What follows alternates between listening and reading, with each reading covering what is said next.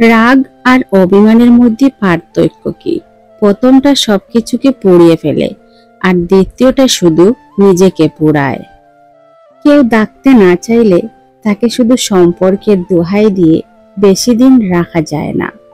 যে জিনিসটাকে তুমি আগলে রাখবে হারানোর বয়ে, সেই জিনিসটাই সবার আগে হারিয়ে যাবে। এটাই প্রকৃতির নিয়ম। জীবনটা হেডফোনের মতো হয়ে গেছে, যতই গুছিয়ে রাখি না কেন এলোমেলো হয়েই যায়। প্রথমবার কাউকে ভালোবেসে নির্মমভাবে ঠকে যাবেন, তখন আপনার ভেতর থেকে ভালোবাসা শব্দটি উঠে যাবে। তারপর আপনার জীবনে অনেক মানুষ দুবার আসবে, কিন্তু কাউকে আর ভালোবাসতে ইচ্ছে করবে না। জীবনে হয়তো তুমি অনেক কিছু পাবে, আবার অনেক কিছু হারাবে, কিন্তু কিছু পাওয়ার জন্য তোমার জীবনের এমন কাউকে হারিও না যে তোমাকে তার জীবনের চাইতেও অনেক বেশি ভালোবাসে। তুমি কতটা কষ্টে আছো তা কেউ দেখতে আসবে না, কিন্তু প্রাণ খুলে হেসে দেখো, সেই হাসিতে হিংসা করার মতো লোকের অভাব হবে না। কখনো এমন কাউকে ঠকাতে যেও না যার পুরোটা জুড়ে শুধু তোমার অস্তিত্ব। তাকে ঠকানো মানে তোমার নিজেকেই ঠকে যাওয়া। অর্থের জন্য যে মানুষ তার আপন ভাই বোনদেরকে পর করে দেয়, তার মতো অমানুষ পৃথিবীতে আর কেউ নেই।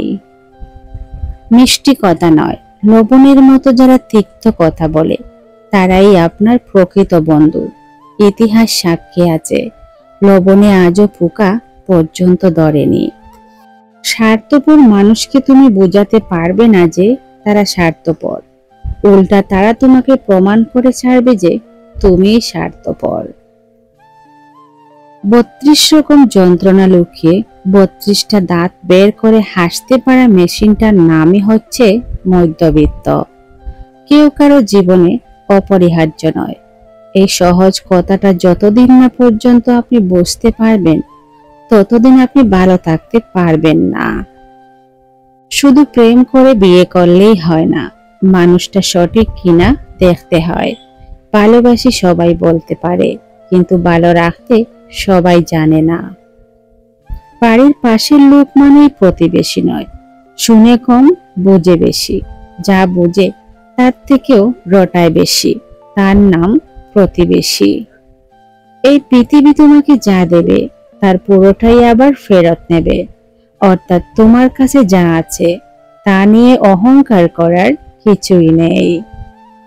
কর্ণের মতো কখনো কোনো দুষ্টু ব্যক্তির সাহায্য নিও না। দ্রৌপদীর মতো কখনো কোনো অনুপযুক্ত জায়গায় গিয়ে হেসে ফেলো না। ধৃতরাষ্ট্রের মতো পুত্র মোহ করে যেও না।